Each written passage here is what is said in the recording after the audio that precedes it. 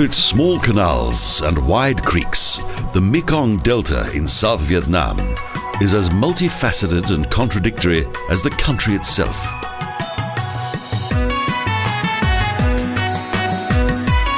Covering 39,000 square kilometers, the Mekong River Delta is not only Vietnam's lifeline, but also the third largest delta in the world, after those of the Amazon and Brahmaputra.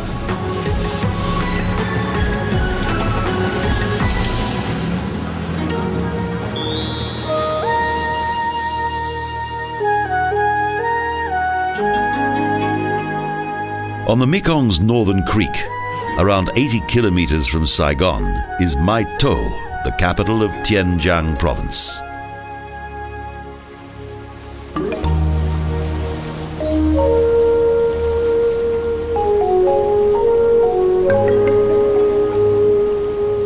Mai To is one of the Delta's most charming cities, an area with a long and colorful history.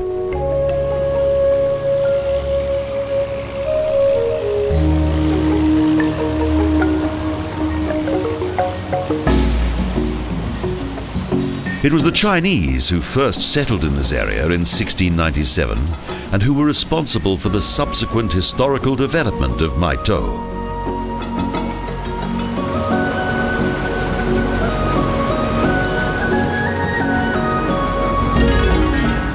Most of the smaller islands in the Mekong Delta contain fertile soil. Thus, over the years, the delta has developed into an agricultural area.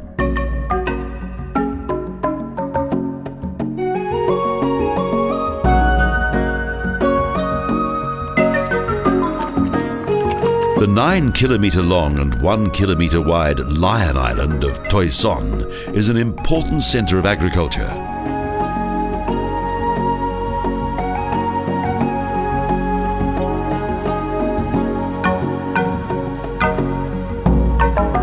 The small islands in the delta are well known for their relaxed and friendly atmosphere.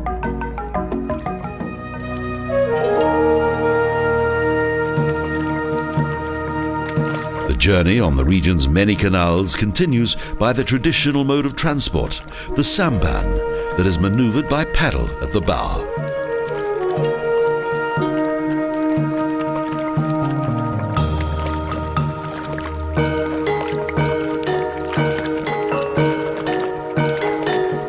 It is mostly fruit and vegetables that are grown on Toi Son Island.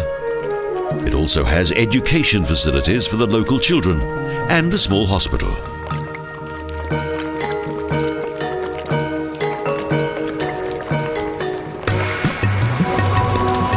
The waves have become noticeably stronger, a clear sign that we're approaching the great Mekong Creek of Tiên Giang and will soon have to transfer to a larger boat.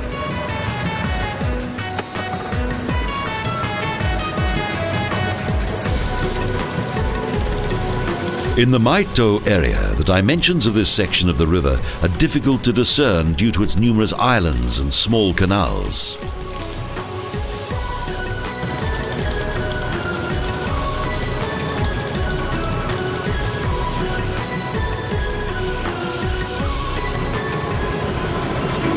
The next island is known for a particularly sweet and popular speciality, as the people here specialize in the production of confectionery that contains cocoa and caramelized sugar. A sweet paste is formed into blocks, then cut and finally packaged as candy.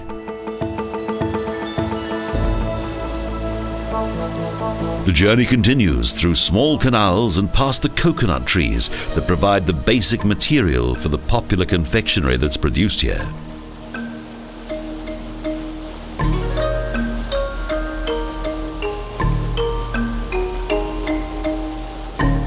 The Mekong Delta has now moved on from the time when only a few highly adventurous tourists came here to visit this poor, war-torn country.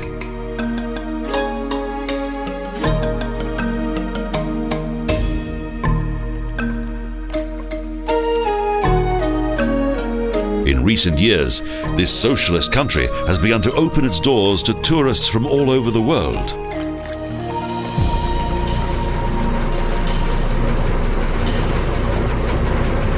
Vietnam is a captivating holiday destination with a fascinating variety of scenery.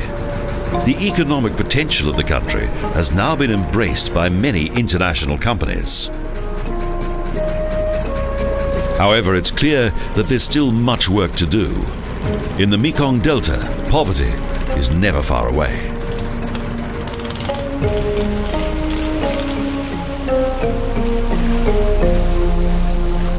The idyllic canals mask the hardships suffered by the local population. Here, the natural world takes over.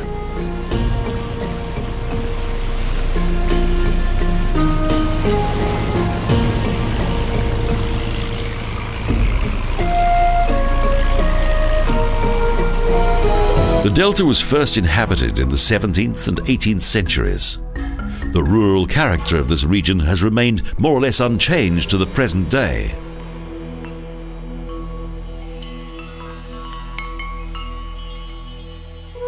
Endless rice fields highlight the economic importance of the delta.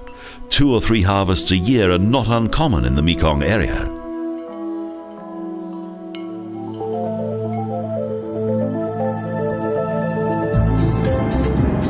Life on the streets of Vietnam is far more hectic and noisy than that on the water. Even in the small cities of the delta, there's a large amount of traffic.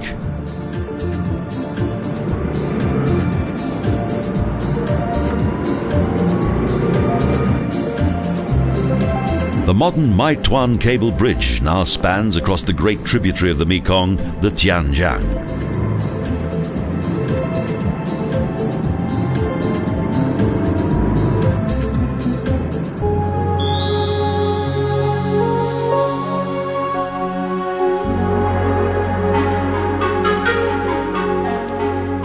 Vinh Long, a city with around 50,000 inhabitants, offers a large variety of boat trips as the Gong So Dien flows from here into the Tian Giang.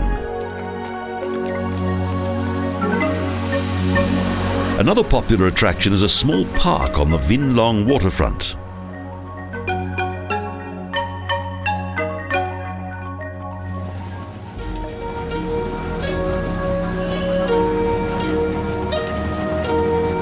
But some of the most beautiful impressions of this country are to be gained by experiencing the daily life of its inhabitants. And a local market is a particularly good place to do this.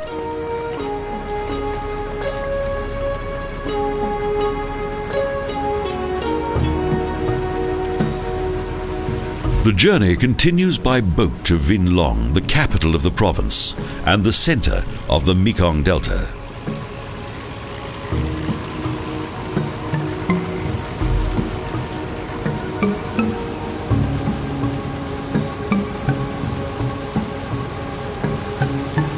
Hundreds of rowing boats are lined up along the banks. The waterways in this part of Vietnam are often just as busy as its car-filled streets.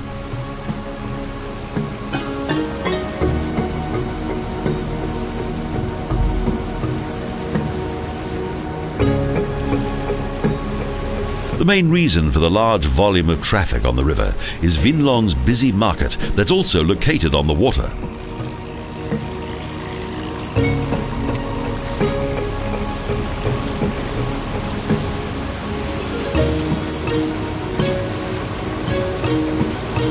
In addition to agriculture, fishing also plays an important role in the lives of those who live on the Mekong Delta.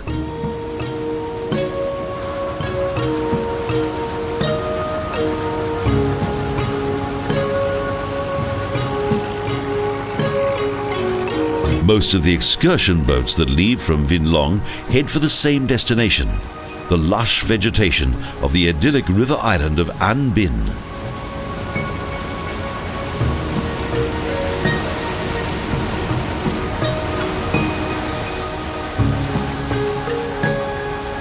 The journey to the island of An Binh travels through a maze-like network of narrow canals as the boat slowly glides past the tropical scenery.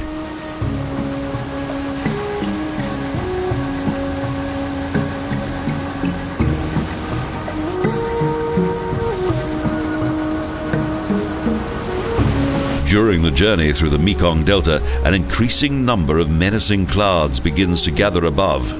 we're in for a thunderstorm.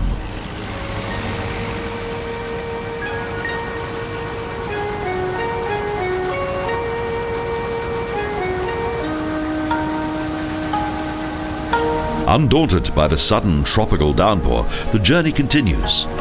Such rainfall is common in this region.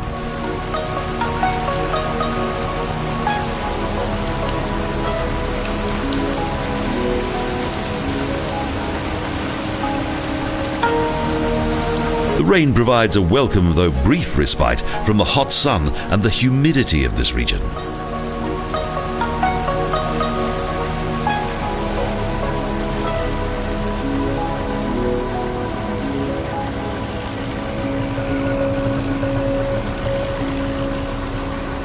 The thunderstorm ends almost as soon as it has begun, and the journey continues deeper into the forest regions of the delta.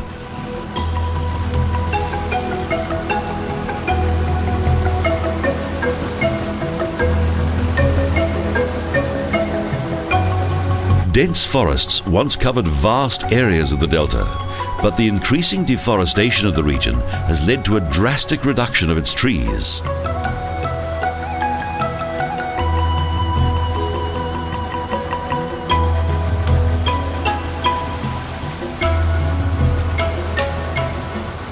The Vietnam War also made its mark in the vegetation, especially due to the use of chemical weapons such as napalm. Fortunately, nature is gradually recovering from this.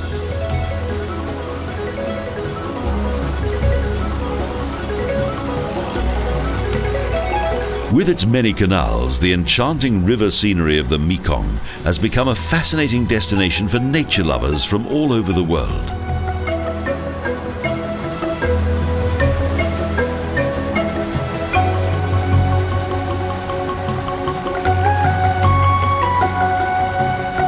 Numerous small towns appear along the riverbanks. Until the 17th century, this region of South Vietnam was almost completely uninhabited.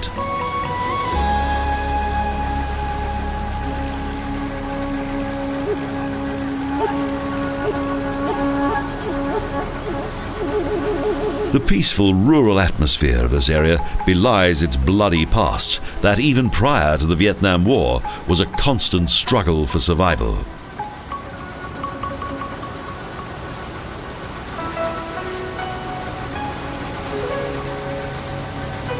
From the many lengthy battles between the country's various peoples and ruling dynasties, it was Vietnam's Nguyen clan who were eventually victorious.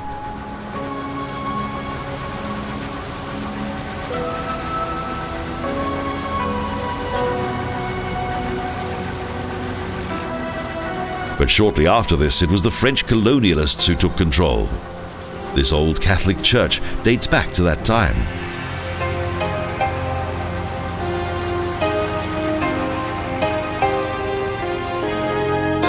Close to the church are some well-laid-out gardens whose design is somewhat unusual for this part of the world.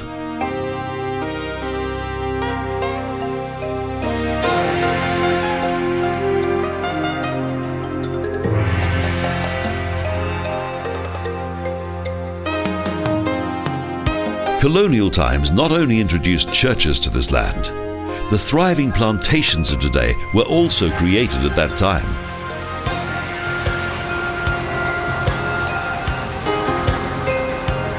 Even though the extensive delta region is renowned for its natural beauty, it also provides an insight into traditional Vietnamese culture.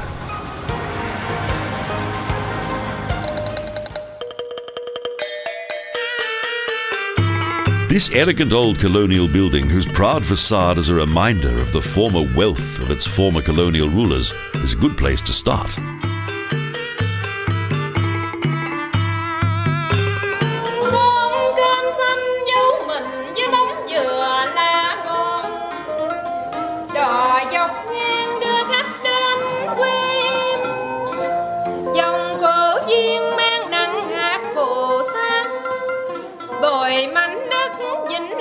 This colonial residence provides an attractive contrast to the traditional Vietnamese artifacts that are exhibited here. Vietnamese music developed as a result of both Indian and Chinese influences.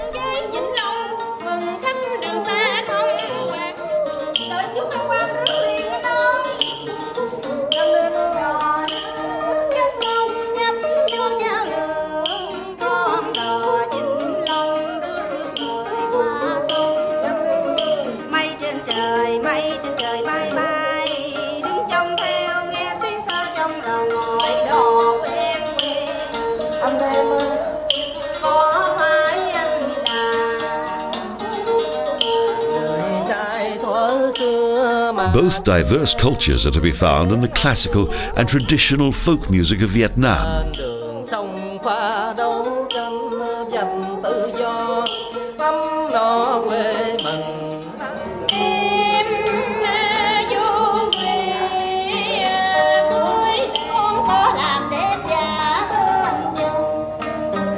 The country's traditional theatrical music and music of the royal court are part of Vietnam's rich cultural heritage. Thus, institutions such as this assure their future survival.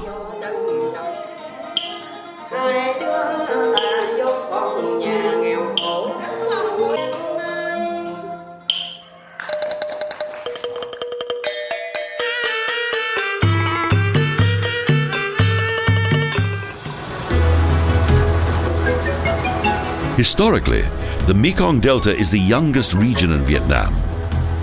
Up until the 18th century, the Khmer of Cambodia dominated this area.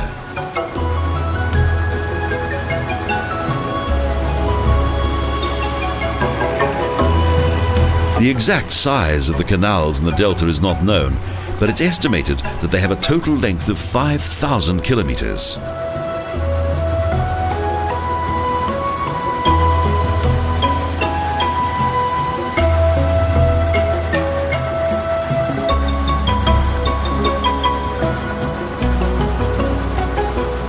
The next destination on this journey through South Vietnam is to a small village of craftsmen.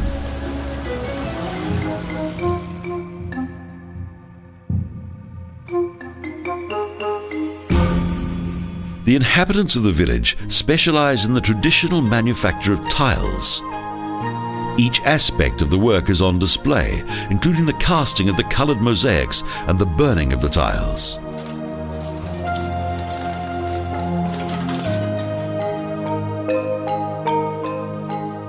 And a nearby family business produces mouth-watering coconut candy.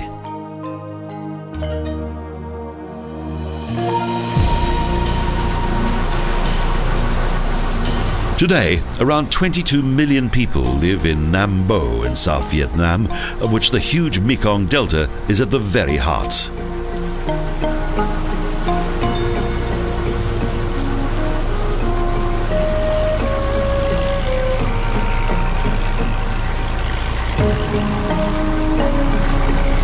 In the wider sections of the Mekong, that is also known as the nine-headed dragon of Cuu Long, ferries operate from bank to bank.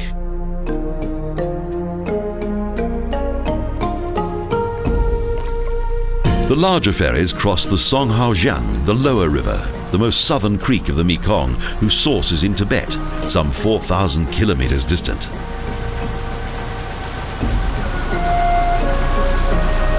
Ferryboats play an important role in the daily lives of the local population.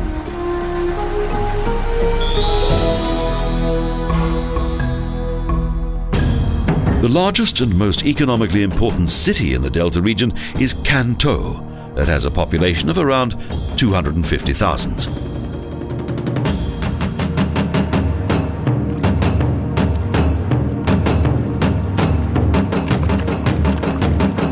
There are many interesting places to explore, and it has several well-kept parks that are popular with both locals and visitors alike.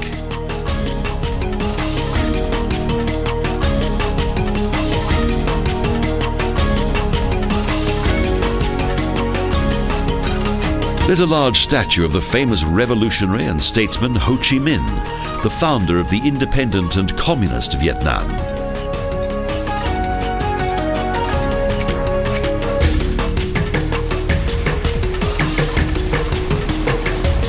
Following his death in 1969, Ho Chi Minh became the center of a personality cult that even today can be witnessed in the city of Can Tho.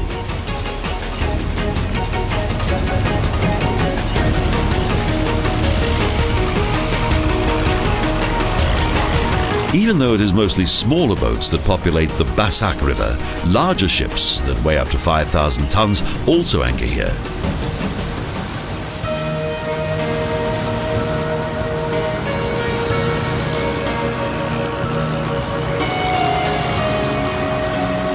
During the Vietnam War, this city was an important American military naval base.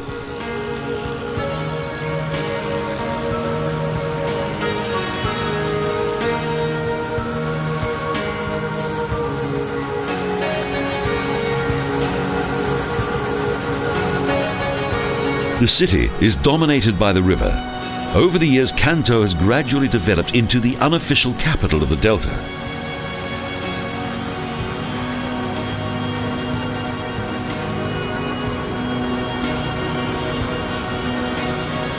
Outside Kanto, the Mekong is around 2 kilometers wide and downstream becomes so wide that it resembles a lake.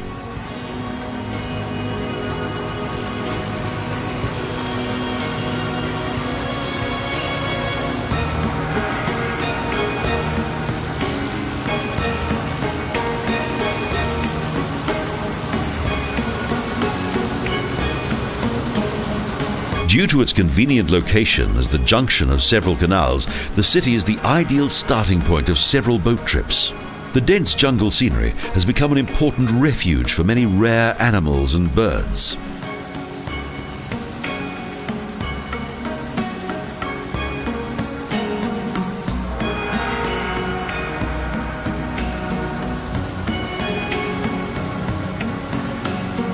Boats travel past numerous picturesque villages.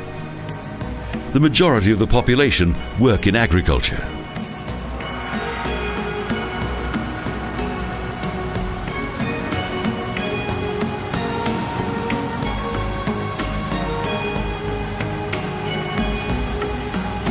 In addition to corn, coconut and fruit plantations, the mouth of the delta is responsible for almost 50% of Vietnam's rice production.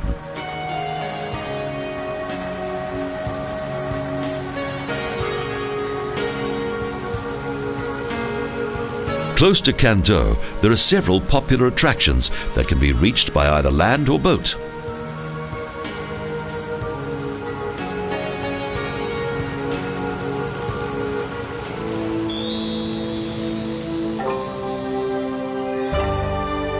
One of the most popular and famous of these is the town of Pang Hiap, located 30 kilometers southeast of Kanto.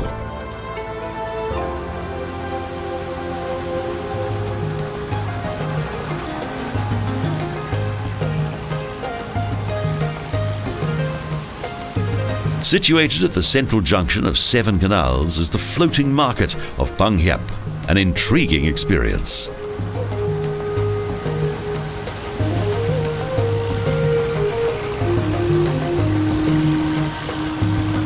The colourful antics of the various market traders are particularly fascinating.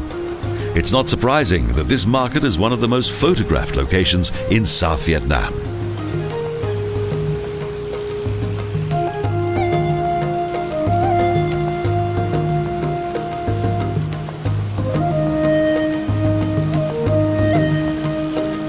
In search of hungry customers, tiny floating restaurants make their way between the various busy market traders.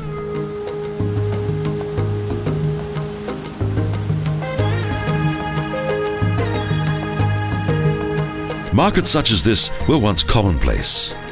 But today, the floating market of Pang Hiap is one of the last of its kind in Southeast Asia.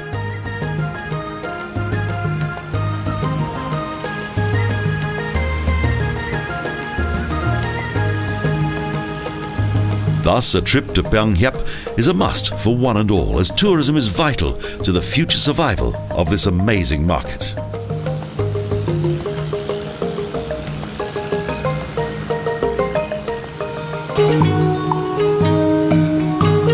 The return journey to Kanto is full of incredible scenery. The magical light of the setting sun gradually sinks beneath the waterline as the landscape disappears into the twilight. The spectacular conclusion of a fascinating journey across the Mekong Delta.